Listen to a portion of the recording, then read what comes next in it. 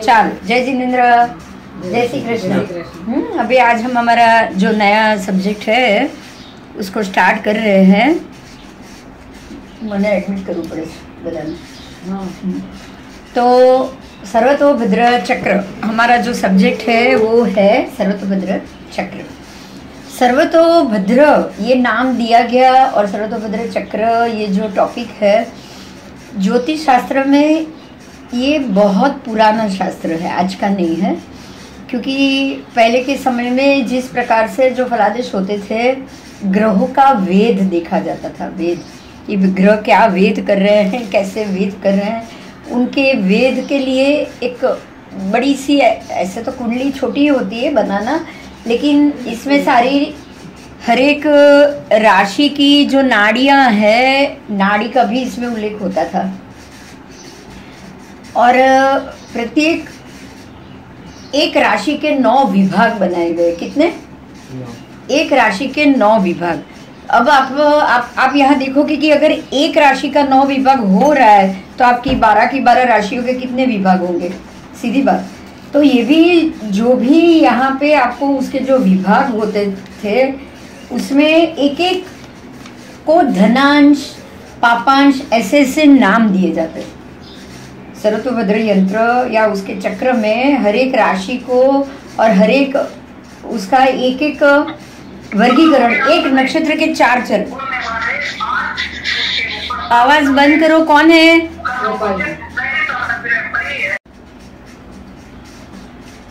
जो सर्वतोभद्र यंत्र और उसके समझ में आ गया? मैं फिर से एक बार बताऊं। आओ आप भी देखो, आपको तो आप तो इजीली देख सकते हो इसको।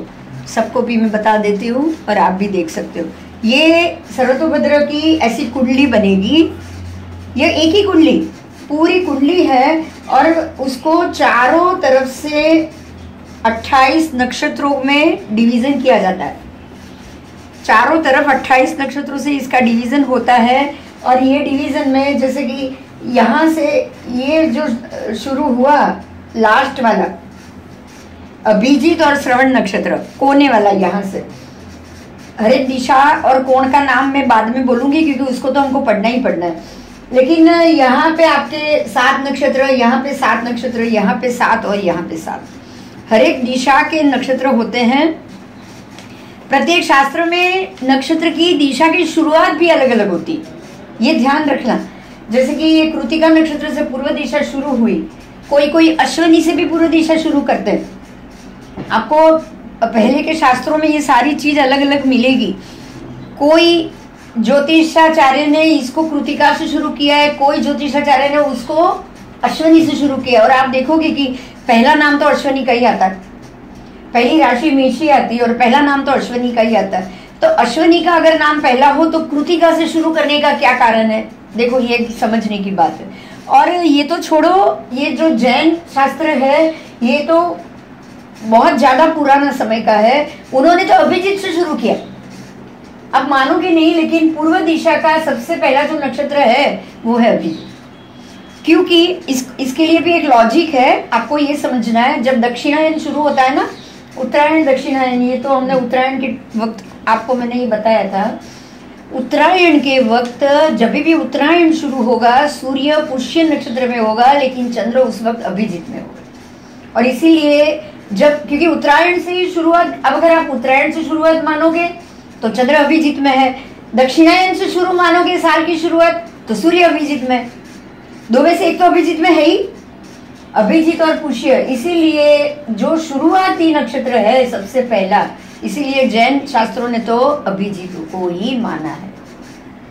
क्योंकि जब भी आपका उत्तरायण शुरू होता है, उत्तरायण के वक्त चंद्र अभिजीत नक्षत्र में डेफिनेटली होता ही होता है, बराबर? हाँ, चंद्र अभिजीत में, उत्तरायण में चंद्र अभिजीत में, और दक्षिणायन में सॉरी अब उत्तरायण में सूर्य अभिजीत में और दक्षिणायन में चंद्र अभिजीत में, ये डेफिनेटली होता है। और यही कारण है कि जब सूर्य का अभिजीत नक्षत्र से शुरू होना, सूर्य का अभिजीत नक्षत्र में आना और उत्तरायण का शुरू होना, और यही कारण है ज्योतिष का भी शुरू होना। ज्योतिष को भी इसीलिए इसी समय पे शुरू किया जाता है। तो आज मैं आपको ये 3 चीज अलग अलग बता रही हूँ, क्योंकि पूर्व दिशा के नक्षत्र किसी किसी ज्योतिषाचार्य ने कृतिका से शुरू किया है, किसी किसी ने अश्वनी से शुरू किया है, और ये शास्त्रों के अंदर इसका उल्लेख अभिजीत से भी शुरू हुआ दिखाया जाए। आओ, तो ये शुरुआत के पूर्व दिशा के 7 नक्षत्र, उसके बाद यहाँ दक्षिण में कंटिन्यू उतरेगा। पूर्व के बाद आपकी लाइन सीधी ऐसे ही जाएगी, एक जाएगी यहाँ से यहाँ पूर्व, उसके बाद सीधा दक्षिण, उसके बाद आएगा पश्चिम, फिर आएगा लास्ट में उत्तर। बराबर। तो ये प्रकार से आप इसमें आगे जा रहे हो। अब आपको क्या करना है, प्रत्येक 7 नक्षत्र के एक नक्षत्र के 4 विभाग करने। एक नक्षत्र के आप अगर आप 4 विभाग कर रहे हो तो 3 डिग्री 20 कला का आपका एक विभाग हुआ, तो टोटल 108 विभाग होंगे 12 राशि के। अब 12 राशि के जो आपके 108 विभाग हुए हैं, तो अब आपको ये समझ में आ रहा है कि आप बिल्कुल नजदीक की प्रेडिक्शन में हो। एक राशि के 4 नक्षत्र, तो 4 ही तरीके का प्रेडिक्शन हुआ, लेकिन एक नक्षत्र के 4 चरण, तो एक चरण का प्रेडिक्शन करोगे आप तो ज्यादा नजदीक जाओगे। क्योंकि मेष राशि वाला क्या जातक एक ही जैसा होता है? अगर 0 डिग्री से 3:20 का होगा तो उसका होगा तस्करांश, तो उसका जो नेचर होगा उसमें कहीं ना कहीं तस्कर जरूर आएगा। तस्कर का मतलब है चोरी, खास करके। यस, और आपको ये पता होगा कि कोई कोई चोरी अच्छी भी होती है, कोई कोई चोरी खराब भी होती है। अच्छी भी चोरी होती है, कैसे? जैसे कि अगर आप कोई जासूस हो और अगर आप कोई दुश्मन के एरिया में हो, तो उसके प्रोजेक्ट और उसके प्लान को चोरी करना, ये शुभ हो गया ना, ये अच्छा हो गया। जैसे मिलिट्री में और सब में होता है। इसीलिए मेष, हम तो ये जानते हैं मेष वाला मिलिट्री में तो जाएगा ही जाएगा।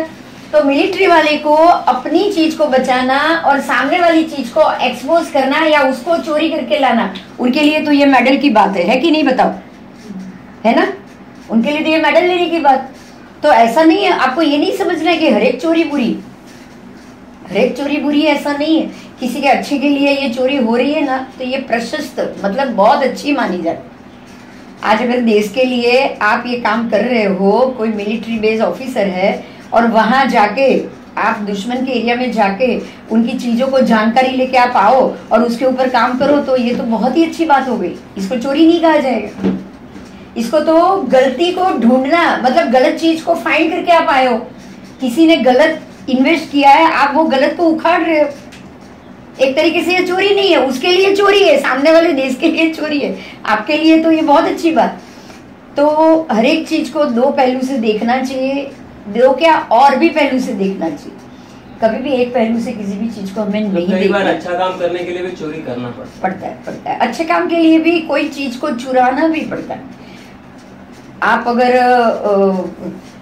कोई अगर बच्चा अंदर फंस गया है और मालूम नहीं है उसके पेरेंट किधर है, कोई घर में या कोई कमरे के अंदर, तो आप उस वक्त उसका ताला तोड़ रहे हो या कुछ कर रहे हो, तो आपने उसके घर वाले को बिना बताए ही किया है सारा काम। कोई और होगा तो यही कहेगा ना, आप मेरी मर्जी के बगैर, आप मेरी मर्जी के खिलाफ मेरे घर में ताला तोड़ के घुस क्यों गए?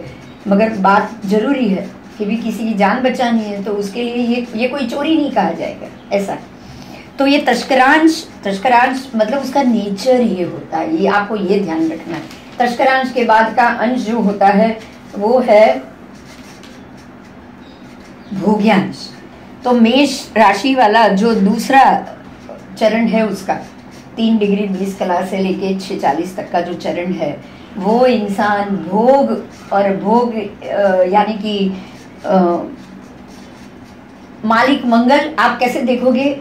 लग्नेश मंगल, और जो दूसरा जो उसका जो अंश है नहीं, अश्वनी का दूसरा अंश भोग्यांश, लेकिन जो नक्षत्र है अश्वनी वो केतु का है, उसका मालिक केतु है। तो मंगल, केतु और ये भोग्यांश, ये 3 का संबंध देखना है आपको। अगर आप ये दूसरे चरण में हो तो आप ये 3 का संबंध देखोगे और 3 के संबंध से तय करोगे कि ये मंगल का जातक है, अश्वनी नक्षत्र केतु को ये प्रेजेंट कर रहा है, और अब ये भोग्यांश में। और अगर मान लो, ये फलादेश का विषय आएगा, ये बाद में आएगा, लेकिन अभी बताना जरूरी है। मान लो कि अगर यहाँ राहु बैठा है, मान लो कि ये डिग्री पे राहु बैठा हो या नवमांश में ये जगह पे, ये राशि में ये जगह पे अगर राहु बैठा है, तो आपको ये ध्यान देना है कि ये भोग और विलास उसको जेल तक पहुंचा सकता है।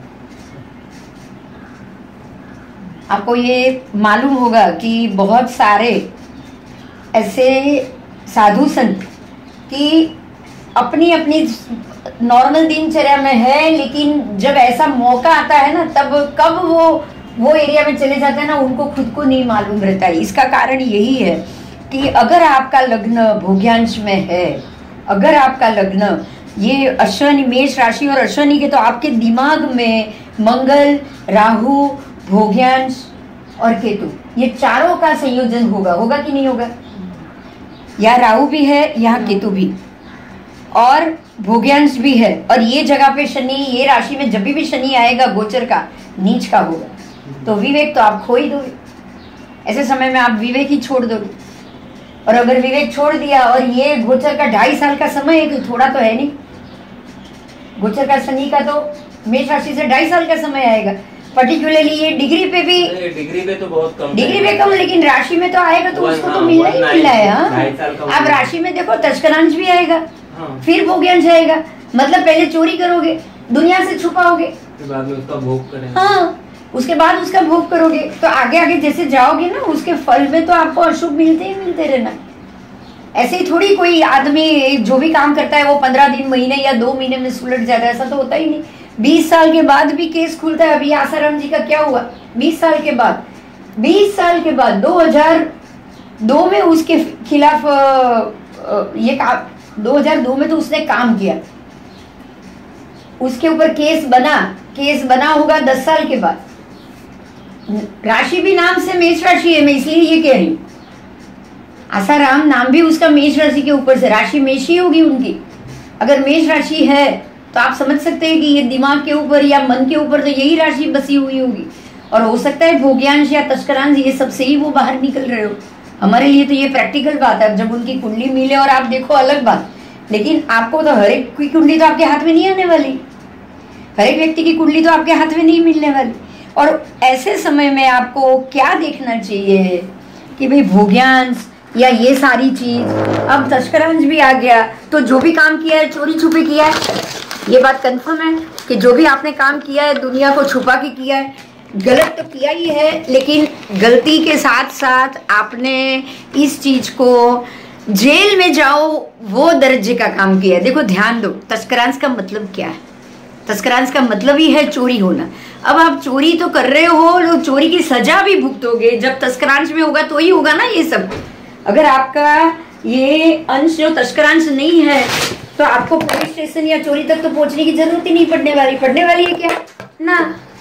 उसके अंदर ये तस्करांश और ये सब काम कर रहा है कि नहीं कर रहा है? हाँ, एक मिनट। तो तस्करांश फिर भोग्यांश। अब यहाँ अगर मान लो, देखो पहले भोग्यांश आ रहा है फिर तस्करांश आ रहा है, उनके तो केस में वही हुआ। मेष राशि में अगर शनि वक्री हो रहा हो,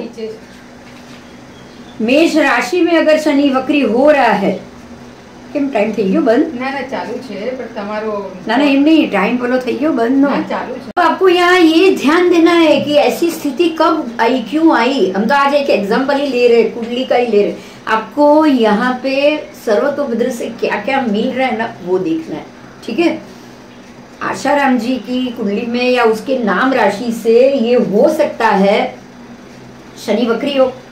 मेष राशि में जब भी शनि वक्री हुआ होगा, आज से जो भी 20 साल पहले या जब भी उन्होंने ये काम किया होगा तब की बात है। अब शनि वक्री होगा तो पहले वो भोग्यांश में जाएगा, बाद में तस्करांश में आएगा ना। पहले भोग्यांश में जाएगा, बाद में वो तस्करांश में आएगा। अगर वक्री है तो मार दिए तो सीधा जाएगा पहली डिग्री पे और बाद में, लेकिन आगे की पीछे की डिग्री से आगे की डिग्री पे वो कब आएगा। तो ऐसे समय में शनि भी वक्री हो, अगर राहु केतु तो यहाँ पे ऑलरेडी बैठे हुए, केतु तो है ही, केतु तो अश्विनी का मालिक ही हो रहा है। और हो सकता है कि गोचर का राहु या तो उसकी दृष्टि पड़े उस वक्त, या फिर वो भी वहां पे शनि के साथ युति में जा रहा हो। 1-20 का आसपास। यस, तो आपको यही समझना है कि जब इतनी बड़ी बात होती है ना, आपका दिमाग क्यों घूमता है, क्योंकि लग्न और चंद्र ये दोनों, ये स्थिति में ये दो, अभी तो मैंने 2 ही बात की है मेष के, हम बाकी की भी 2 देख लेते हैं, आपको मालूम पड़े। अश्विनी का पंडितांश और धनांश, पंडितांश और धनांश। अब आप यहाँ देख सकते हैं कि अब पंडितांश में ही मान लो कि है, उससे पहले तो पंडितांश में आएगा, भोग्यांश में तो बाद में आएगा, उससे पहले पंडितांश में आएगा। पंडितांश में आपकी बातें बड़ी बड़ी पंडित की होगी उस वक्त, आप बड़ी बड़ी, क्योंकि शनि पहुंचा है उधर।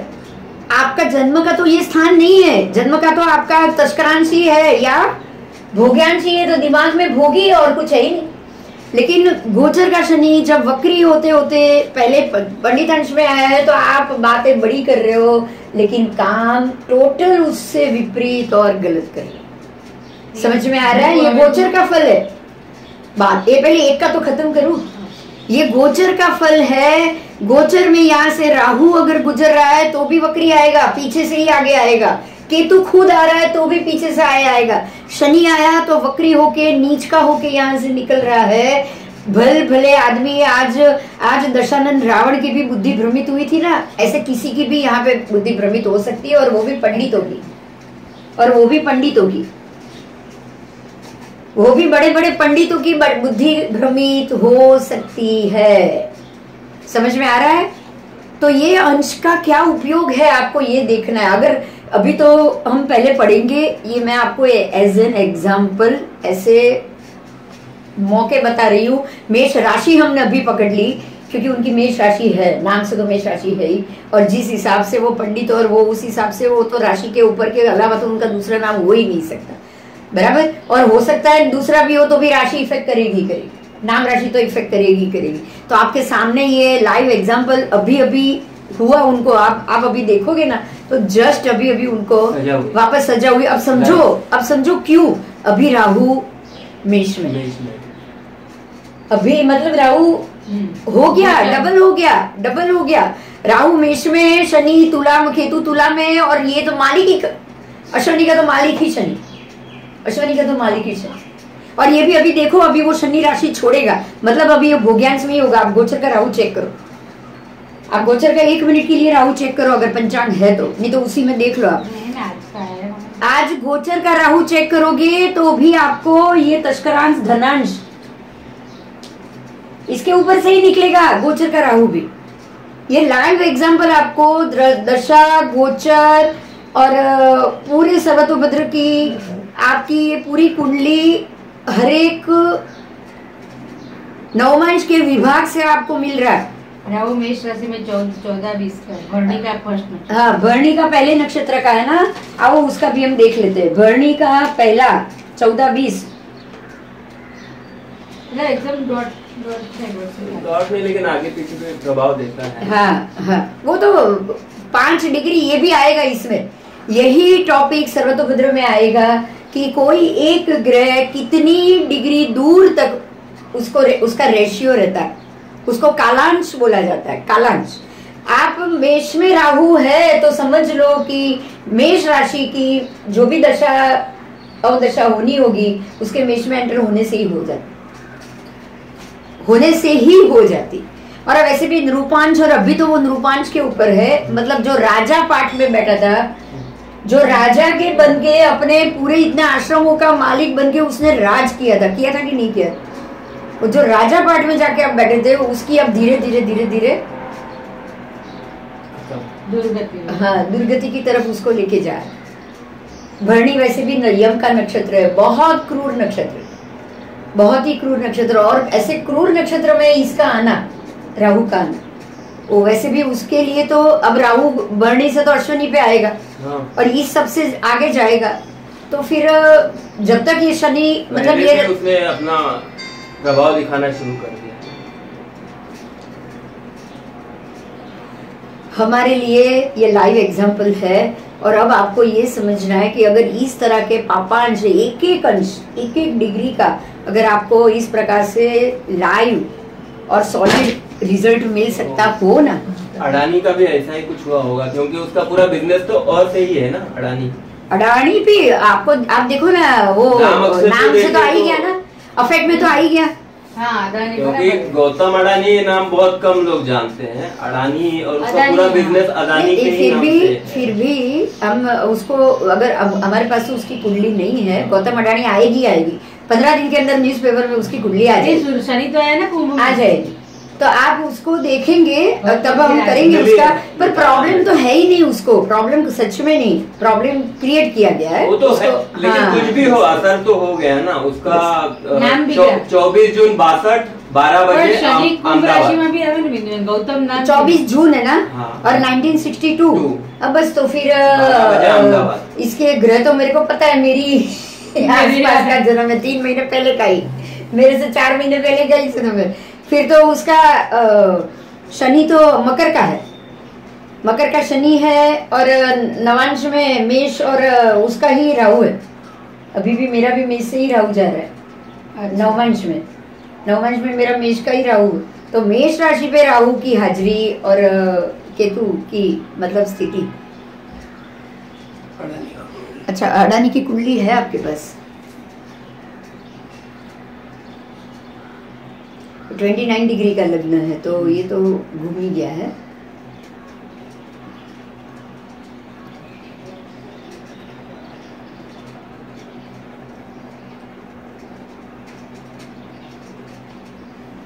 लेकिन गोचर से कुछ ना कुछ तो कनेक्शन होगा ना, दशा से तभी वो समस्या में होगा ना। दशा से आएगी उसका, उसकी शुक्र में, मुझे लगता है कुंभ में शनि आया ना, शुक्र में शनि की दशा शुरू हुई, उसकी शुक्र में शनि की दशा शुरू हुई। जून महीने तक शनि था, और उसके बाद शुक्र, शनि और बुध जून के बाद, और वो दिसंबर, अब शुक्र शनि में केतु है। ये 8 दिसंबर के बाद केतु है, और केतु, और देखो, लाओ अभी उसके नववंश में देखो, नववंश में उसके शनि और केतु की स्थिति मेष में ही होगी।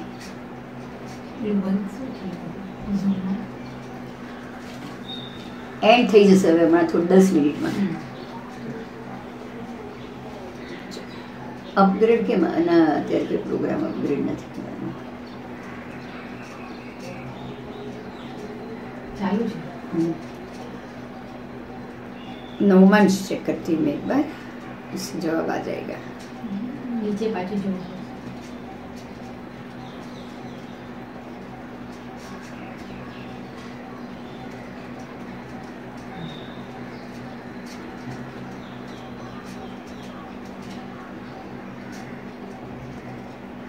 नववंश में या उसमें उसको मेष राशि में कुछ नहीं है, और मेष का मंगल है, ये निकल जाएगा उसमें से, कोई प्रॉब्लम नहीं आएगी। मेष का मंगल है उसका, और इससे मेष का से कोई संबंध नहीं, मेष से उसका कोई संबंध नहीं है, तो ये कारण से कोई प्रॉब्लम आएगा वो दिख नहीं रहा है उसको, बराबर।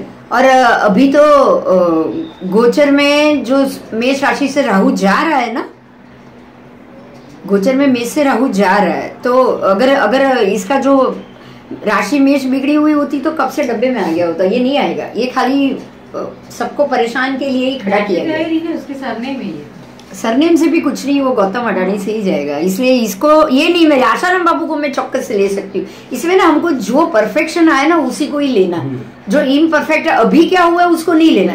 अभी उसका हुआ है तो वो तो दशा अंतरदशा, केतु की अंतर दशा आई है उसकी, केतु की अंदर दशा तो उसकी चल ही रही है, और उसमें मेष राशि इसके भाग्यस्थान में है, तो भाग्यस्थान से राहु और तीसरे हाउस से केतु की दृष्टि आ रही है, तो पराक्रम में कोई ना कोई तो प्रॉब्लम उसने किया होगा, उसने कोई तो स्टेप ऐसा लिया ही होगा जिसका ये रिजल्ट आया। समझे, सबको नहीं आया लेकिन इसने कोई ना कोई स्टेप लिया होगा। तो ये कोई छोटी मोटी तो ऐसी तो हरेक को हरेक आता है, कोई उसके लिए तो आप हरेक कुंडली, छोटी छोटी बात के लिए तो कुंडली आपको देखने का भी नहीं होता है और उसको ब्लेम भी नहीं कर सकते आप। बड़ी कोई मैटर हो जाए, ये बहुत बड़ी है। आशाराम जी के ऊपर जो हुआ ये बहुत बड़ी मैटर, बहुत ही बड़ी, कि जो दूसरा केस चल रहा था वो भी उनके खिलाफ, और उसमें भी उनको आजीवन ये मिला। अभी आपको सबको बोलना पड़ेगा, टाइम से एंट्री ले ले। मैं झूम में सबको बोल रही हूँ, आप लोगों को टाइम से एंट्री लेना पड़ेगा। बीच बीच में लेक्चर रोक के मैं आपको सबको एंटर नहीं कर सकती। सुन रहे हो सब? બધા મ્યુટ છે કરી દો. હા બધા મ્યુટ છે. બધાને મ્યુટ મેં કર્યા જ નથી. हाँ खोलीने बोली सके. चलो तो हमारे लिए ये तो पूरी क्लास डिस्टर्ब हो जाएगा, टॉपिक डिस्टर्ब हो जाएगा. बोलो टाइम से आ जाए बस. तो अभी आपको ये समझना है कि सर्वतोभद्र चक्र से हम प्रत्येक एक एक नवमांश का प्रेडिक्शन कर सकते हैं. प्रत्येक नवमांश का कि भाई ये मेरी ये राशि. तो आपको एक बात समझनी है कि कोई भी एक राशि, दो व्यक्ति की एक ही राशि हो तो दोनों में सिमिलैरिटी आपको कभी नहीं मिलेगी, क्योंकि प्रत्येक राशि के 9 विभाग है. नवांश के 9 विभाग होते हैं और प्रत्येक नवांश के एक एक विभाग के अलग अलग फल होते हैं जो आपको ये सर्वतोभद्र में सीखने को मिले. ठीक है. अब सारे मेष राशि वाले ऐसे हो तो सारे आसाराम बापू तो नहीं बन जाएंगे ना. वो तो एक ही अंश का होगा ना ऐसा. बाकी तो सारे बहुत सारे ऐसे मेष वाले होंगे. आप सबको ऐसे ही सोचोगे कि भाई ये भी आसाराम है तो ये भी दूसरा आसाराम ही बनेगा. ये पॉसिबल नहीं है. क्यों पॉसिबल नहीं?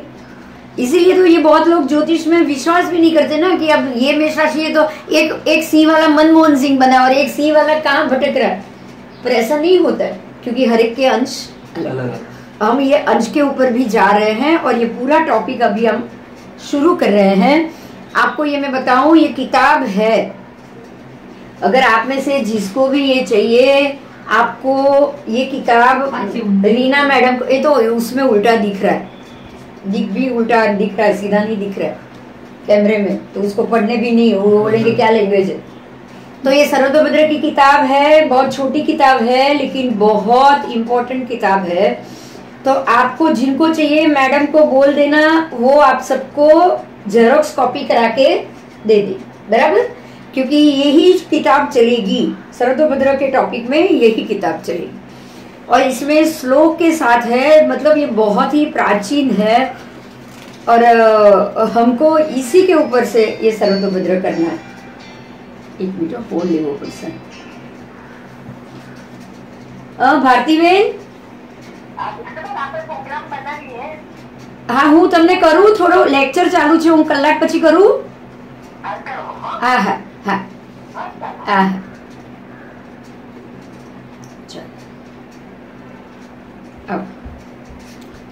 तो हमको ये देखना है कि पहले के जमाने में तेजी मंदी तो आज है, शेयर मार्केट आज है.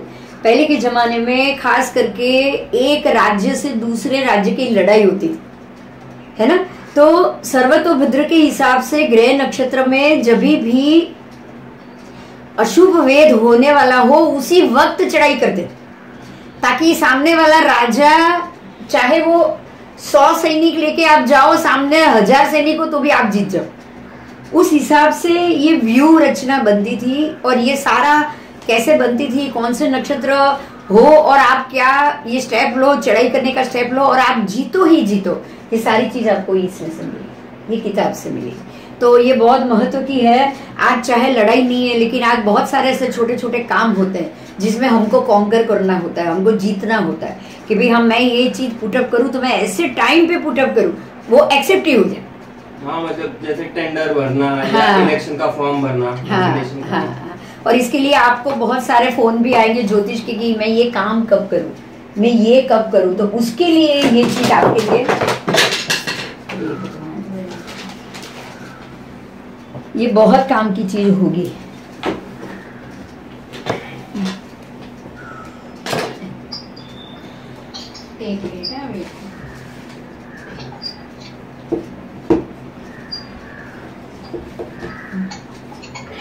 આમાં છે ને હવે એક બે લોક વાળા લાવવા પડશે સ્ટેન્ડ. હવે એટલે ફિટ રહે. नहीं, वो आजकल प्लास्टिक का मिलता है, उसको ऊपर लगाएंगे ना तो भी लुढ़क जाता है. मैं लाया तो लुढ़क जाता है. ये किसका खुला है, बंद कर. कौन खुला? फिर ऐसे ही सपोर्ट लगाना पड़ता है उसको. नहीं मेरा तो. चल, तो ये हम श्लोक से ही शुरू कर रहे हैं आज. बंद कर दे. ये तो आवाज डबल हमारे रिकॉर्डिंग में नहीं बगड़ से. आओ देखो सर्वतोभद्र में वेद कैसे देखा जाता है.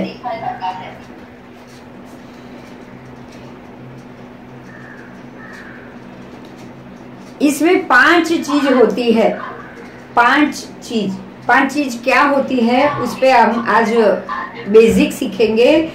इसमें अक्षर, स्वर, तिथि, नक्षत्र और राशि। ध्यान दो, ये 5 चीज है। अक्षर है, स्वर है, तिथि है, नक्षत्र है और राशि। और ये आप इसको ना एक पेपर पे लिखा जाता है। आपको ये मैं पेपर बता रही हूँ, आप जब किताब लोगे, अगर आपको किताब चाहिए, किताब लोगे, तब आपको ये पेपर का भी हम लोग जेरोक्स कॉपी करा के देंगे, ठीक है। और इसमें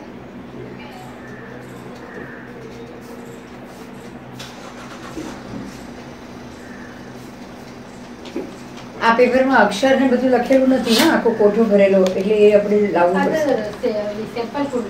હા, પણ આમાં પૂરું નથી, એટલે આ તો નહીં જ અપાય, ગોતવું પડશે। અને જન્મભૂમિ પંચાંગમાં પણ આવે જ છે આખો કોઠો આનો, એક એમાં સર્વતોભદ્રનું એક પાનું આવે છે, એમાં કોઠો આવે છે, છેલ્લે એમાંથી પણ પાના કાઢી અને ફોટો પાડીને ગ્રુપમાં મૂકી દો તો બધા પોતાની રીતે પ્રિન્ટ આઉટ। એટલે જો હોય જન્મભૂમિ या कोई પણ પંચાંગ હોય તો એમાં કાઢને જો ને મળી જશે, તો હમણાં ફોટો મૂકી દે લોકોને। तो अक्षर, स्वर 5 चीज होती है, तिथि, नक्षत्र और राशि। सबको लिखा जाता है। अक्षर को कौन से कोने में लिखना है, राशि को कौन से कोने में लिखना है, ये पांचों को जैसे हम शतरंज बनाते हैं ना, उस हिसाब से उसको बना के गोठा जाता है, लगाया जाता है, शतरंज की तरह पेपर के ऊपर उसको लगाया जाता है। तो अब यहाँ पे सूर्य जैसे 9 ग्रह, इसमें पहले लकड़े की, जैसे हम वो जो सैनिक नहीं होते, हाथी, घोड़े, ऐसे ऐसे सूर्य अलग अलग उसके ग्रह बनाए जाते हैं। मतलब ये सूर्य है तो वो लाल रंग का, चंद्र है तो सफेद रंग का, ऐसे अलग अलग इनकी ऐसी काष्ठ की मूर्ति बनाई जाती है, ताकि आपको पता चले। रीतसर इसको बना के रखना पड़ता है।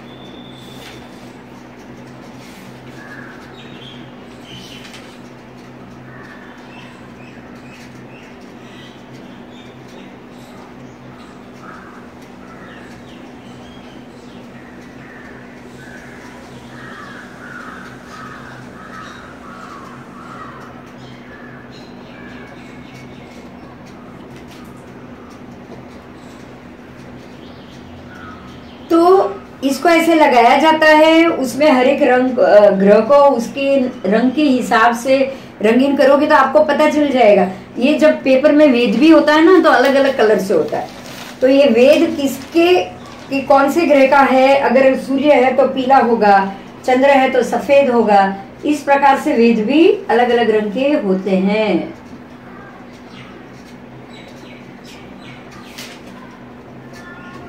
शेड्यूल मीटिंग स्टार्ट करी केम नहीं थी?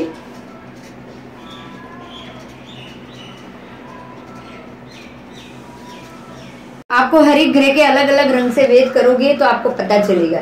तो यहाँ पे ग्रह कहाँ बैठा है, कहाँ देख रहा है तो किसको वेद कर रहा है। 5 चीज मैंने आपको बताई, अक्षर बताई, अक्षर, स्वर, तिथि, नक्षत्र और राशि।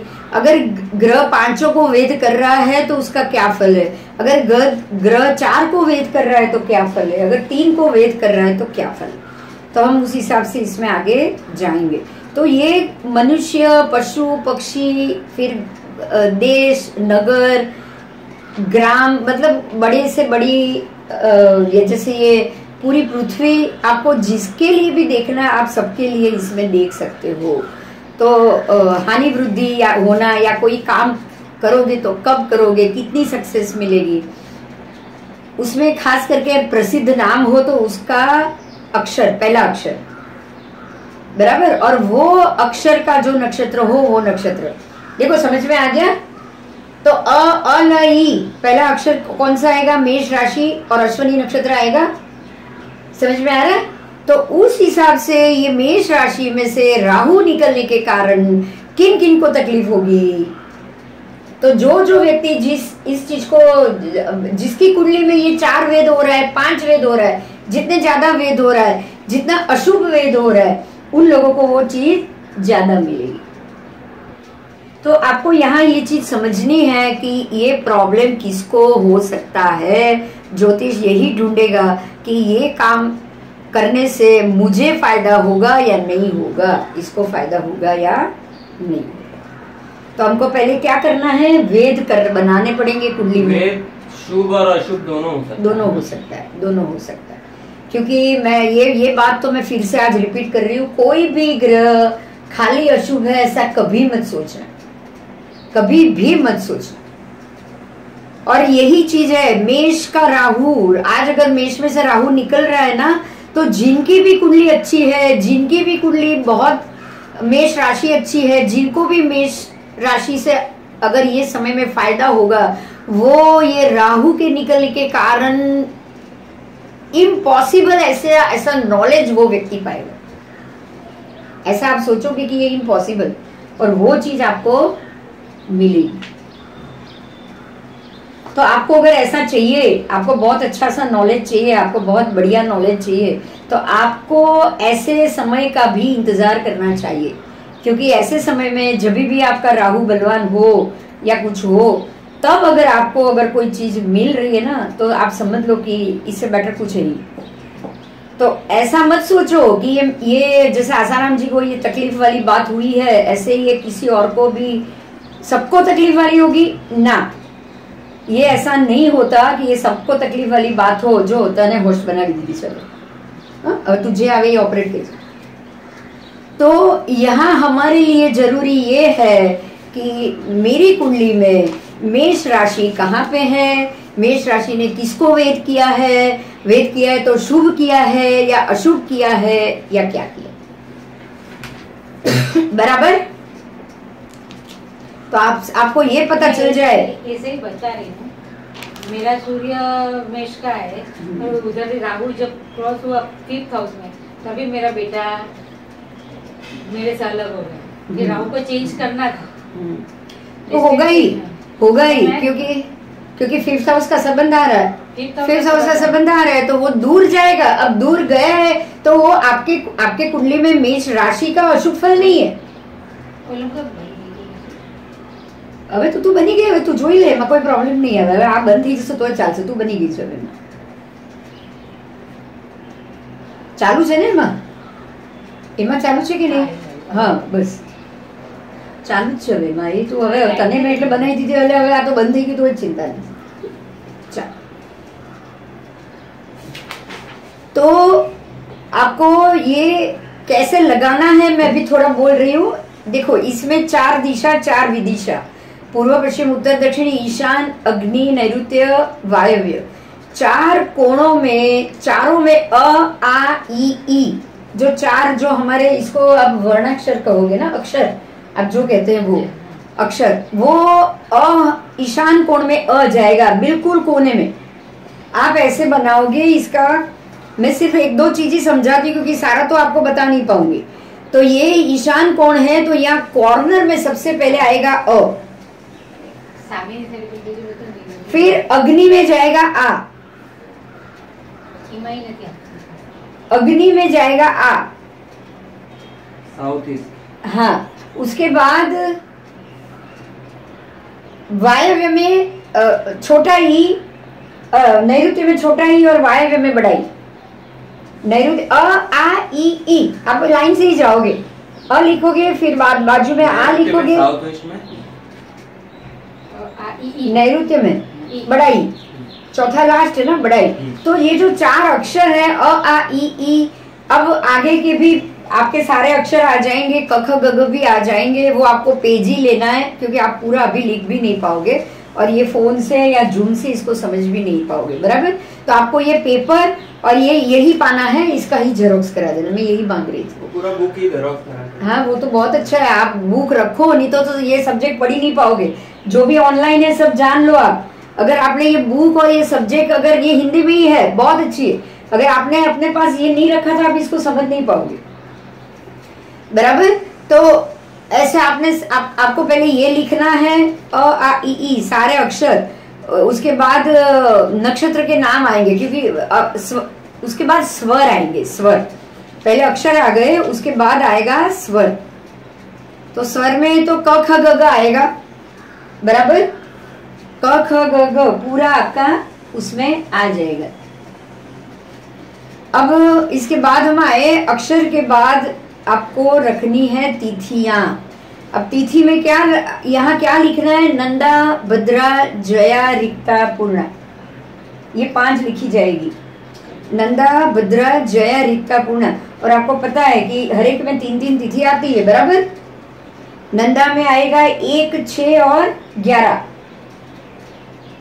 और भद्रा में आएगा, ये थोड़ा आपको जबानी याद रखना पड़ेगा, थोड़ा थोड़ा आपको ज्योतिष में इतना चाहिए ही चाहिए, 2, 7, 12।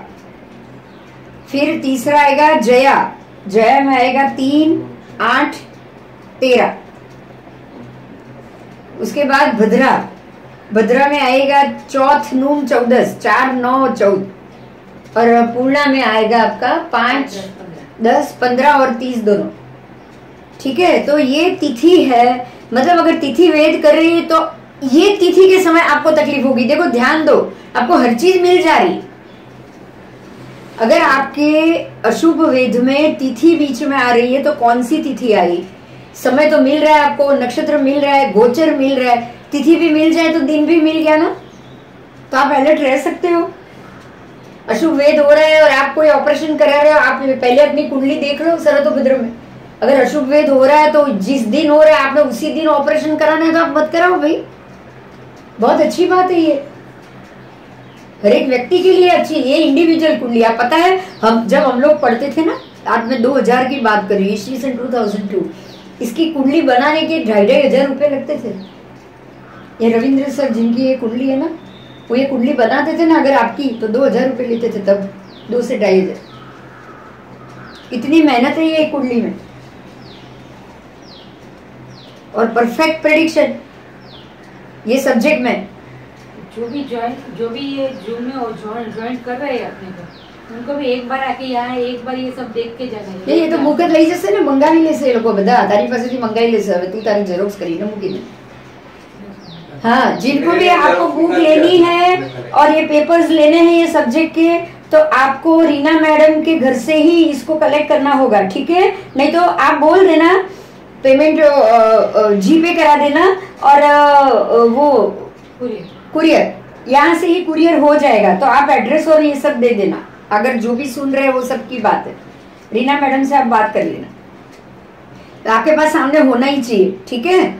तो आपको 81 कोठा सर्वतोभद्र में होता है। कितने होते हैं? 81। ये 81 कोठा बनाया जाता है। आप 9 लीटी 10 लीटी खड़ी करो, 10 लीटी आड़ी करो, तो 9 9 9 81 हुआ ना। 9 से मल्टीपल करो, 9 और 9 तो 81 खाना हो गया। अब 81 के 81 खाना भरा जाएगा। आप समझ सकते हो, ये 5 चीज से 81 खाना भरना है 81। तो हर चीज आ गई, ठीक है? उसके बाद है इसमें ईशान के 4 कोण में 16 अकारादि अक्षर आ गए। अकारादि अ आ ई उ ऊ, छोटा रू, बड़ा रू, सब आ जाएगा इसमें। और उसके बाद आपका क ख ग ग, ये स्वर है, ये स्वर है, ये भी आ जाएंगे, ठीक है?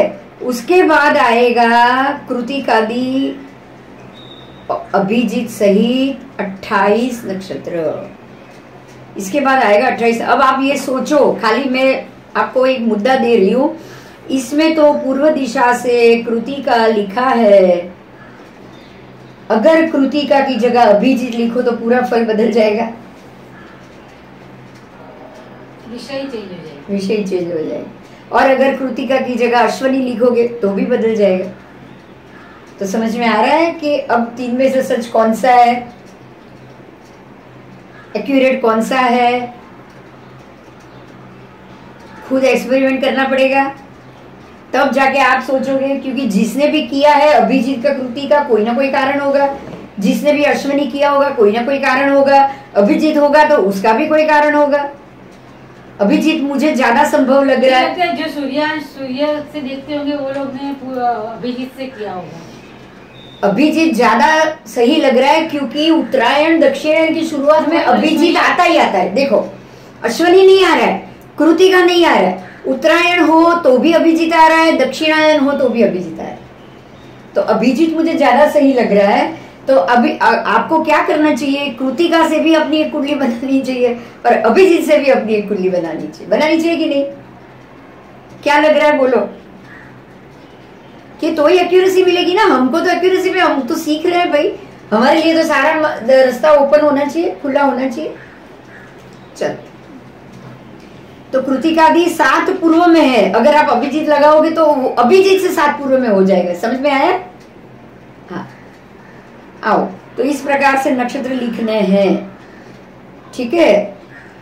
तो आपके स्वर हो गए, नक्षत्र हो गए अवकड़ह, ऐसे जो 5-5 है। अवकड़हा, अवकड़हा हम बोलते हैं ना, अवकड़ा ये है।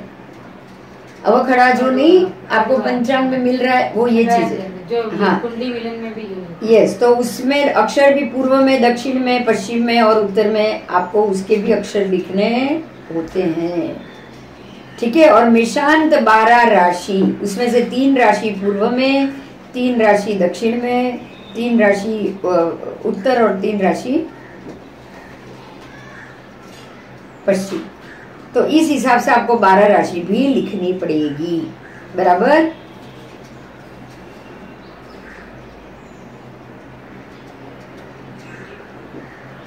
अब देखो, आपने जो पढ़ा था ना, पता है अग्नि तत्व की राशि पूर्व में पढ़ी थी ना, देखो यहाँ नहीं है। क्यों? क्योंकि अगर अग्नि तत्व की 3 राशि पूर्व में लोगे तो ऊपर के तो नक्षत्र लाइन से, तो कहां से अग्नि तत्व की 3 राशि आएगी? तो अब पूर्व दिशा की राशि कौन सी हुई? जो नक्षत्र लगा है वो राशि हुई, सीधी बात है ना। तो अभिजीत लगाएंगे तो मकर से ही शुरू होगी ना, मकर से ही उत्तरायण शुरू हो रहा है। अगर उत्तरायण मकर से शुरू हो रहा है तो मकर से ही आपका आएगा, राशि आएगा। तो वही बोल रहा हूँ, फिर बदल जाएगा। तो भी बदल जाएगा, बदल ही जाएगा, डेफिनेटली बदल जाएगा। करते हैं तो 1-5-9 के हिसाब से लगता है। 1-5-9 के हिसाब से तो गलती है, वो तो बिल्कुल सही नहीं। क्लियर हो रहा है? 1-5-9 एक दिशा में कैसे आ सकती है राशि? नक्षत्र तो लाइन से है। मेष के 2.5 नक्षत्र, सिंह के 2.5 नक्षत्र और इसके 2.5 नक्षत्र, ये 7.5 नक्षत्र कैसे बैठेंगे? 2.25 ये कैसे बैठेंगे बताओ? ये तो गलत हो गया। तो 1-5-9 पूर्व में ये तो कोई शास्त्र पाठ है ही नहीं। ये तो क्लियर हो गया ना, आज हो गया ना। तो आप जो नक्षत्र लिखोगे ऊपर, कृतिका से कर रहे हो तो वो राशि लिखोगे तो वो भी आधी राशि आएगी। देखो अब कुछ और मिल रहा है। देखो, अश्वनी से ही ये तो हो सकता है या फिर अभिजीत से हो सकता है, क्योंकि पूर्वाषाढ़ा उत्तराषाढ़ा में एंड आ गया। अब अभिजीत शुरू हुआ है, अभिजीत श्रवण, तो श्रवण से जो आपकी जो नई राशि शुरू हो रही है सीधी मकर राशि, तो मकर से ही उत्तरायण भी शुरू हुआ है। हाँ। तो वो ज्यादा सही मिल रहा है ना। आओ,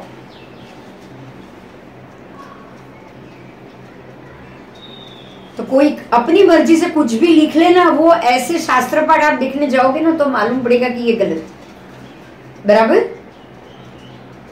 बाकी रहे 5 कोठों में नंदादि 5 प्रकार की तिथि, जो मैंने आपको बोला वो नंदा, भद्रा, जया, रिक्ता और पूर्णा। तो नंदा को पूर्व में रखना है, भद्रा को दक्षिण में, जया को पश्चिम और रिक्ता को उत्तर और पूर्णा को मध्य में लिखना है। और अब उसमें भौम तथा आदित्य के क्रम से 7 वार भी लिखना है। इसमें वार भी आएगा, सोमवार, मंगलवार, बुधवार, आप ये सब भी लिखोगे। अभी मैं ये सब बोल तो रही हूं, जब आपके हाथ में पेज आएगा तब आप इसको टैली करोगे, बराबर। ये ब्रह्मयामल ग्रंथ, पहले के शास्त्र में ब्रह्मयामल ग्रंथ था, ये इसी के अंदर से इसको लिया गया है। और वेद देखना, पहले तो वेद करना है, फिर वेद देखना है। उस समय सूर्यादि सर्व ग्रहों को अपने अपने नक्षत्र पे, जो ग्रह जिस नक्षत्र पे हो उसको इसी चक्र में उसी नक्षत्र पे आपको लिखना पड़ेगा। समझ में आ गया? आप उसको ऐसे लिख दो। मुझे लग रहा है कि नेक्स्ट क्लास से पहले पेपर ले लेंगे। वो एक्चुअली पेपर हाथ में रहेगा तो ज्यादा समझ में आएगा। और बाद में ही लिखवाऊंगी। जब तक बुक और पेपर सबके पास ना जाए तब तक हम दूसरा टॉपिक लेंगे। लिखाने का काम हम बात जैसा मोटा मोटा आप, पर अभी तो जरूरी है ना बताना, जरूरी है। बोल रहा हूँ कि मोटा मोटा बता दो बस, जब बस। बुक सबके। अब इसमें ना सर्वतोभद्र में बेसिक नियम क्या है? सबसे पहला बेसिक नियम, अब इस चीज को याद रखोगे जो बहुत जरूरी होता है। इसका जो बेसिक नियम है वो ये है कि जो ग्रह जो अपने स्वभाव में है उसको उस हिसाब से डिवीजन किया गया है। जैसे कि लग्न हमेशा मार्गी, सूर्य चंद्र हमेशा मार्गी, और राहु और केतु भी एक ही गति के हैं, इसलिए उसको भी एक समान गति वाले लिए गए। तो जैसे सूर्य चंद्र को लिया है वैसे ही इन्होंने राहु और केतु को भी लिया है। तो सूर्य चंद्र राहु केतु और लग्न ये पांचों को एक कैटेगरी में रखा। नॉर्मली राहु केतु वक्री है, लेकिन यहाँ पे समान गति आ जाएगी, बराबर। वक्री होने से कभी मार्गी हो कभी वक्री हो ऐसा तो नहीं है ना। तो जो एक ही दृष्टि के ग्रह हो उन लोगों को अलग से गिना है। क्यों? क्योंकि जब भी वेद होता है ना तो वक्री के हिसाब से वेद अलग होता है, मार्गी के हिसाब से वेद अलग होता है, और समगति जैसे कि सूर्य चंद्र राहु केतु लग्न उनके वेद अलग होता है, बराबर। तो अभी हम थोड़े लग्न मार्गी, हाँ लग्न मार्गी लिख लो आप। हाँ। सूर्य चंद्र मार्गी, ये तीनों मार्गी, हाँ। और राहु केतु वक्री। तो ये पांचों के पांचों समगति के हो गए। कैसे होंगे? इनकी गति कभी बदलेगी नहीं, बस ये मुद्दा याद रखना। समगति, हाँ समगति कही जाएगी। और बाकी सारे जो ग्रह है कभी मार्गी होंगे कभी वक्री होंगे, उसका आपको ध्यान से देखना पड़ेगा। कभी मध्यमचारी हो जाएंगे, कभी परम शीघ्र हो जाएंगे, बहुत सारी गति चेंज होती है, पर ये पांच की गति एक समान रहेगी, उसमें कोई चेंज नहीं।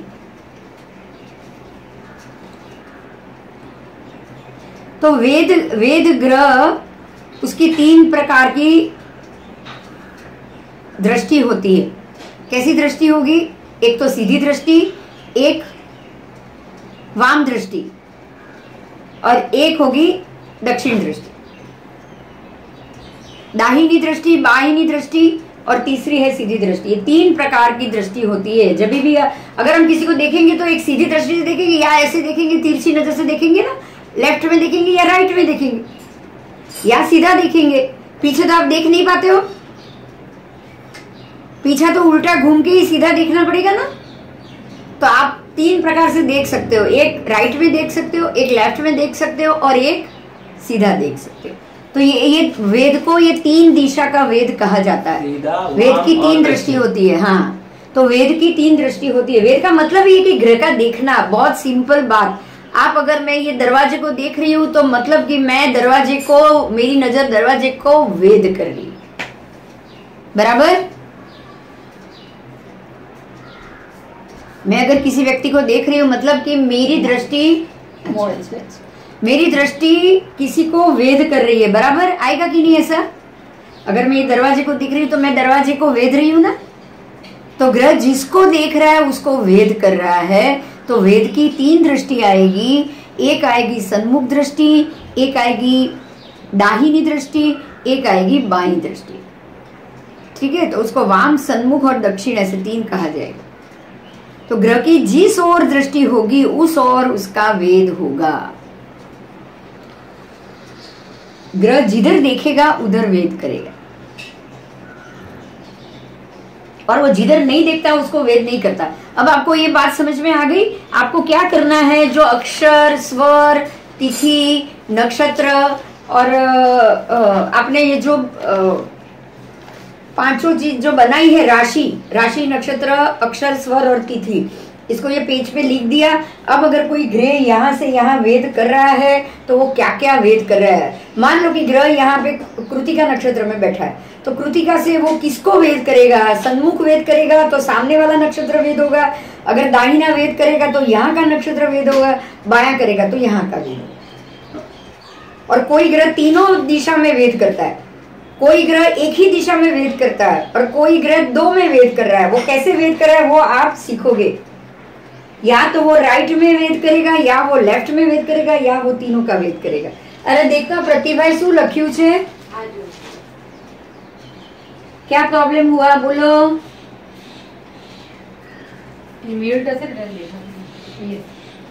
खबर नहीं શું થયું? કઈક પ્રતિભા આવ્યું લખેલું છોડ કઈ આ જતી રહી લાગે છે। અરે અરે પढ़ाते चलो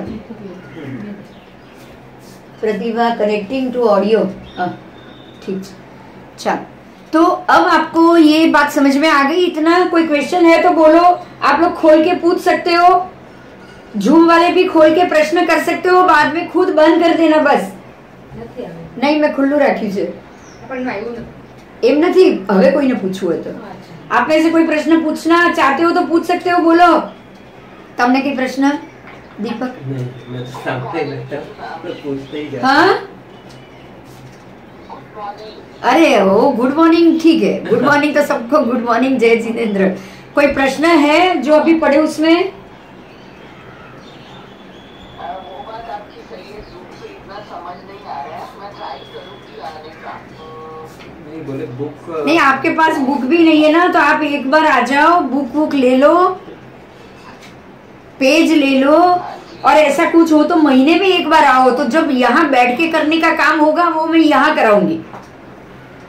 आप समझे? आप रिटर्न कराओगे ना जिस दिन, आप 2 दिन पहले ग्रुप में डाल देना कि रिटर्न है, तो हम लोग उधर आए। हाँ बस आप महीने में एक बार तो सोचो ही सोचो, मैं रिटर्न उसी दिन कराऊंगी। मैं ये कह रही हूँ साल में 12 बार तो आप आ ही सकते हो। देखो बस तो जब भी वो भरने का या लिखने का या पेज का काम होगा ना, आप उस वक्त यहाँ आके कर लेना। तो नेक्स्ट संडे का आप सोच के ही रखो। अगर नेक्स्ट संडे मैं ले रही हूँ लेक्चर तो आप यहाँ आ जाओ, और ड्राइंग कैसे करना है क्या है सामने एक बार समझ लो। लेक्चर प्रेडिक्शन कुंडली ऐसे हो सकता है, लेकिन ये भरने का काम उसके बाद आप घर पे मैं बताऊं तो आपको इजी हो जाएगा। बराबर? हाँ जी हाँ जी। चलो ठीक है। तो ये अब हम वेद पे जाएंगे। अब आपको ये जानना है कि एक वेद कौन सा ग्रह करेगा, 2 वेद कौन सा ग्रह करेगा, 3 वेद कौन से ग्रह करेंगे। बराबर? बराबर? ऐसे तो कंटिन्यू बराबर हो रहा है ना, समझ में आ रहा है ना? आओ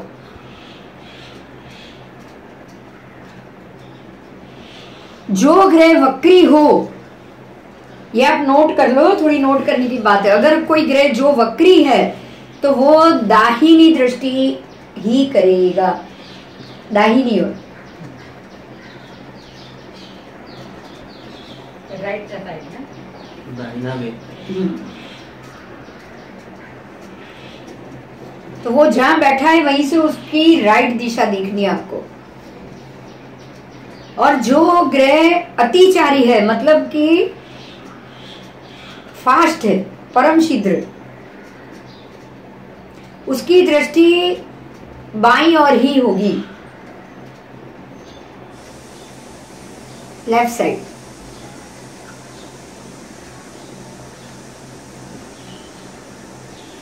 जो ग्रह समगति का है उसकी दृष्टि सामने को ही होती है।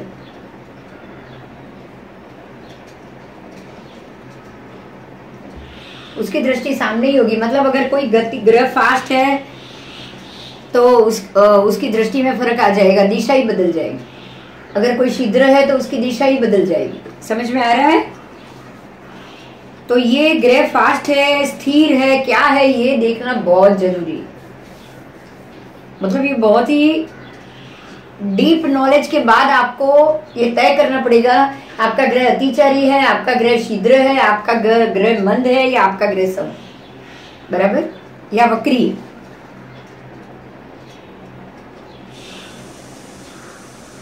अब राहु केतु हमेशा वक्र गति के हैं और सूर्य चंद्र हमेशा सम गति के, शीघ्र गति के, सम गति, शीघ्र नहीं,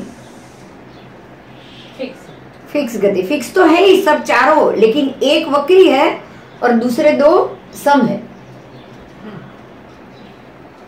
एक की हमेशा वक्री, और वक्री की तो राइट साइड ही वेद आता है। तो ये चारों की दृष्टि देखो, गति का स्वभाव एक ही हो गया, एक ही स्वभाव हो गया, सम गति हो गई सबकी। तो चारों ग्रहों की दृष्टि तीनों दिशा में होगी। सीधा भी वेद होगा, राइट भी वेद होगा, लेफ्ट भी वेद होगा। देखो ये बात समझ में आ गई? फिर से बोल रही हूं, राहु केतु हमेशा वक्री है, सूर्य चंद्र हमेशा मार्गी है, पर हमेशा मार्गी मतलब एक ही समान गति, हमेशा वक्री की भी एक ही समान, ना ये कभी शीघ्र होंगे, ना ये परम शीघ्र होंगे, ना ये मंद होंगे, ना ये वक्र होंगे, बराबर। तो जिनकी गति एक समान है वो तीनों दिशा में वेद करेंगे, ये कंफर्म। ये चारों मतलब हमेशा तीनों दिशा, हमेशा चारों की, जब भी ये चार का वेद देखोगे आपको राइट भी वेद देखना है, लेफ्ट भी देखना है और सीधा भी देखना है।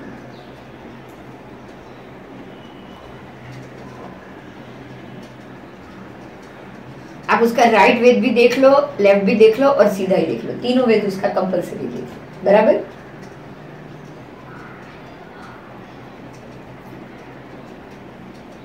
क्योंकि इनकी गति सम है, लग्न भी सम ही होता है, इसमें लग्न की भी दृष्टि आएगी तो उसको भी आपको इसी की तरह तीनों दिशा में करना है। हाँ, लग्न बिंदु का तो करना ही करना है, ये तो बहुत जरूरी, वही तो आपका दिमाग घुमा देता है। लग्न बिंदु इतना महत्व का है कि पूछो ही नहीं, पूछो ही नहीं। देखो इसके लिए मैं आपको एक दो बड़े एग्जाम्पल दे रही हूँ इसी मुद्दे के लिए, लग्न बिंदु के लिए। आप देखो राम की कुंडली देखो, जन्म कुंडली कर्क लग्न, लग्न बिंदु में पुष्य नक्षत्र। राम की कुंडली में कर्क लग्न, लग्न बिंदु है पुष्य नक्षत्र, और ये इतना प्रबल और इतना शुभ है कि वो रहे मर्यादा पुरुषोत्तम, उन्होंने एक पत्नी व्रत लिया, समझो ध्यान से सुनो। और कृष्ण की कुंडली है वृषभ लग्न, और लग्न में वृषभ रोहिणी नक्षत्र, और रोहिणी नक्षत्र लग्न बिंदु होने के कारण इनकी 16,000 रानी और खुद की भी 8 पट रहे। समझ में आ रहा है? ये लग्न बिंदु का महत्व है। और ये तो खाली मैं कृष्ण की बात नहीं करूंगी, लेकिन मैं एक और बात करूंगी, और ये बात है बिन लादेन की, वो भी वृषभ लग्न, वो भी वृषभ लग्न, और वृषभ लग्न में जो डिग्री है वो भी बराबर रोहिणी नक्षत्र, उसका भी ऐसा ही रिजल्ट जो आज के जमाने में, उसकी भी 8 पत्नी 55 बच्चे और 8 पत्नी और एक प्रेमिका, बिल्कुल कृष्ण की तरह। तो ये जो लग्न बिंदु है ना उसका फल है। इसमें तो बहुत सारे लोगों का लग्न बिंदु होगा नहीं? हाँ वृषभ वाले का होगा, लेकिन बहुत नहीं फिर बहुत भी लोगों की मतलब ऐसी भी कुंडली देखे जो वृषभ लग्न वाले वो उनका अफेयर होता ही है। भरोसा नहीं करना है, मैं तो यही कहूंगी। अगर ये लग्न बिंदु है तो आप इतना समझ लो, अगर उसके लिए कोई बात आए ना तो मान लो 100% राइट है। पहले कैसा था कि शादी करने पे कोई ए नहीं था, बैन नहीं था। हाँ। कि आप जितना चाहो उतना शादी कर सकते हो, तो लोग शादी कर लेते थे। आज ऐसा है कि आप एक ही शादी कर सकते हो, तो बाकी का अफेयर हो जाता है। मगर ग्रह नक्षत्र को तो काम करना ही करना। हाँ, तो वो तो हमें अपने बच्चे ज्वाइन नहीं करो ने अभी कभी। हाँ बोलो। बिंदु, लग्न बिंदु का मतलब लग्न की एग्जैक्ट डिग्री, उस पे कौन सा नक्षत्र है। मैंने अभी आपको वही बताया। देखिए राम की कुंडली में है पुष्य नक्षत्र, लग्न का बिंदु है वो, कर्क लग्न है तो वो पुष्य नक्षत्र है। तो पुष्य नक्षत्र बड़ा पवित्र है, उनकी सोच ही बड़ी पवित्र है। वो बोल रहे मुझे एक पत्नी नहीं होगी तो भी दूसरी शादी मैं नहीं करूंगा। तो डिग्री भी तो करती होगी ना फिर, नक्षत्र के कितनी डिग्री पे है? अरे पर नक्षत्र तो वही है ना, कोई भी डिग्री हो। देखो 3 नक्षत्र से ज्यादा तो आएगा नहीं कर्क लग्न में। चरण की तो बात की बात है, चरण के तो 4 अभी आप सर्वतोभद्र में पढ़ोगे तब। वो तो भी मैं इसके अंदर ले भी नहीं रही हूँ। चारों चरण के मतलब अगर पुष्य नक्षत्र हो और कर्क लग्न हो तो चारों चरण में भी 4 अलग प्रकार की व्यक्ति मिल सकती है। लेकिन पुष्य का तो पहले पुष्य का तो रिजल्ट देखो, सब में इम्पोर्टेंट पुष्य तो आएगा ना। राइट। हाँ, तो पुष्य का ये रिजल्ट है और वो रोहिणी का ये रिजल्ट है। मैं आपको ये समझा रही हूँ बस।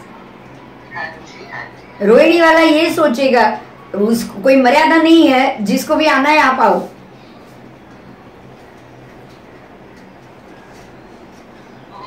हाँ, लेकिन पुष्य नक्षत्र मर्यादा है, पुष्य नक्षत्र पवित्र है, रोहिणी नक्षत्र भोग का है, तो दिमाग में भोग तो रहेगा ही रहेगा वृषभ लग्न वाले को, पर्टिकुलरली वृषभ लग्न वाले को। तो ये जो रिजल्ट है ना, ये आपको लग्न बिंदु देगा, और लग्न बिंदु के भी 3 वेद आपको देखने ही देखने, ये मैं जरूर कहूंगी। बस आप इसको अवॉइड नहीं कर सकते। आपको लग्न बिंदु के ये जो रिजल्ट है ना, उसको बिल्कुल अवॉइड नहीं कर, क्योंकि इसका तो आपको पूरी लाइफ पे रिजल्ट मिलने वाला है। लग्न बिंदु पूरी सोच ही वही रहेगी, जब से जन्मे हो मरोगे तब तक यही सोच तो आपके दिमाग से कभी नहीं जाएगी। जो लग्न बिंदु है ना, उसकी सोच कभी नहीं जाएगी। रिजल्ट मिलना अलग है। रिजल्ट क्या है कि जो लग्न की डिग्री है ना, वो घूमती रहेगी उम्र के हिसाब से, कि भाई ये आपके जन्म के वक्त है, फिर 10 साल के बाद या 15 साल के बाद, अगर 25 साल हो गए, मान लो कि अभी आपने वो कुंडली बताई अभी अदानी की या उसकी, तो 29 डिग्री का लग्न है, तो वो तो 5 साल के अंदर ही ये लग्न निकल गया उसकी उम्र का, तो उसके बाद तो वो वृषभ के जो ग्रह है वो उसके ऊपर इफेक्ट करेगा। मगर सोच तो वो लग्न बिंदु की ही रहने वाली है ना। दिमाग के ऊपर हावी कौन सा ग्रह रहेगा? जैसे हमारा मन, चंद्र हमेशा रहेगा कि नहीं, जो राशि का है वो, जो राशि है वैसे ही बिहेव हम आप पूरी जिंदगी तक करने वाले। पूरी जिंदगी में मेरा वृषभ राशि है, तो मैं वृषभ राशि के ऊपर से ही बिहेव करूंगी लाइफ टाइम, उसकी असर तो मेरे पे रहने ही वाली। हाँ, मेरा लग्न का बिंदु है, वो है नवमंश, कौन सा? तुला का, तुला राशि है नवमंश में, तो नवमंश में तुला राशि है, तो तुला राशि मेरे दिमाग के ऊपर हावी है। जो भी मैं काम करूंगी उसमें कहीं ना कहीं बिजनेस आएगा, ये कहीं ना कहीं आउटशाइनिंग आएगा। ये दुनिया में मैं ऐसी चीज जरूर बनाऊंगी जो एक प्रोडक्ट बन जाए दुनिया के लिए। ऐसा हुआ है, ऐसा हुआ है। ये मैं आपको एग्जाम्पल मेरा ही इसलिए दे रही हूँ कि आपको पता है, जो पंचांग बनाया मैंने, जो सनातन धर्म का या जो वन नेशन पंचांग कर रही हूँ, वो दुनिया में नहीं बना, वही तो बना है ना। तो तुला का रिजल्ट आया कि नहीं आया? लग्न बिंदु का बताओ, आया ना? आया। तो कर्क लग्न है और नक्षत्र वही आएगा, शायद नक्षत्र भी पुष्य ही आएगा। और ये जो डिग्री है, ये जो डिग्री है तुला नवमंश, तो तुला नवमंश का रिजल्ट भी 100% मिला मुझे। अब इससे क्या होगा पता है? अगर आपकी डिग्री भी आगे पीछे होगी ना, आपको नहीं पता है, तो आप अपने पूरी लाइफ से, अपने स्वभाव से, आपके गेटिंग नॉट गेटिंग से भी आप ढूंढ सकते हो कि आपकी कौन सी डिग्री परफेक्ट हो सकती। ये आपको उसमें हेल्प करेगा। कोई बोलता है ना मेरा ये लगना है लेकिन डिग्री नहीं पता है, आधे घंटे आसपास का समय हो सकता है, तो आप इससे तो एक्यूरेसी निकाल सकते हो कि आपकी एग्जैक्ट डिग्री कौन सी है। अब देखो भाई, अभी आप सब मेरे को तो जानते हो बराबर। अब देखो इसमें कर्क लग्न में 4, 5, 6, 7 चौथा चरण आया, उस हिसाब से मेरा दिमाग हाँ, પણ આમાં તો કયો અંશ છે પણ જોઈ લઉં ને। पुष्य का दूसरा सौख्यांश है, सौख्यांश है। अब मेरी लाइफ में मैं हमेशा गाड़ी के नीचे पैर नहीं रखा है ये तो हकीकत है ना। सुख मिला है कि नहीं मिला है? भरपूर सुख मिला है। बोलो किस चीज का सुख नहीं मिला? बोलो मिला है कि नहीं? आप ही बताओगे ना। नहीं, मिला है बाबा। ये संस्था बनी तो भी वहां पे प्रेसिडेंट बन के आज 13 साल से तो वही तो हो रहा है। जो मेरे जिम्मे की चीज है वो कहीं भी गई क्या? किसी और के पास गई क्या? तो सुख ही सुख मिला कि नहीं मिला? चलो मिला कि नहीं? तो यही बात है कि आपको इससे कैसे अब मैं समझ रही हूँ सौख्यांश बराबर, क्योंकि मेरी लाइफ ऐसी गई, मेरी लाइफ ऐसी गई। ये घर, जमीन, अपनी चीज ये बनाना, जो भी चीज मैंने बनाई है, जो भी मैंने इसमें जो भी आज नाम भी कमाया है या कुछ भी है, तुला की तरह मैं अब एक चीज के लिए पैटर्न बन गई हूँ। आज मैं एक पंचांग के लिए पैटर्न बन गई और ये मेरा एक जो इन्वेंट्री है वो हाई लेवल तक ये जरूर मुझे लेके जा सकता है। तो ये सारी चीज इसी के आपके लग्न और लग्न के अंश सबसे महत्व का आएगा, सबसे इम्पोर्टेंट। तो आज आप ये सर्वतोभद्र चक्र में जो शुरुआत की, आपको इसका इम्पोर्टेंस समझना है कि ये एक ऐसा विषय है जो आपको छोटी से छोटी बात, बिल्कुल छोटी से छोटी बात, प्रेडिक्शन का जो पार्ट होगा वो परफेक्टली आपको बता सकता है कि आपकी लाइफ में ये सब चीज कैसी जाएगी। अगर मुझे ये पता है कि मेरा ये तुला लग्न है, मेरा कर्क लग्न है, तुला नवमांश है और सौख्यांश में मेरा जन्म है, तो मुझे ये प्रश्न कभी भी किसी को करने की बारी नहीं आएगी कि क्या मेरी लाइफ में से सुख जाएगा या कभी मुझे सुख मिलेगा या चालू रहेगा या नहीं मिलेगा, ऐसा होगा, ये प्रश्न करने की मुझे जरूरत ही नहीं पड़ेगी। बताओ।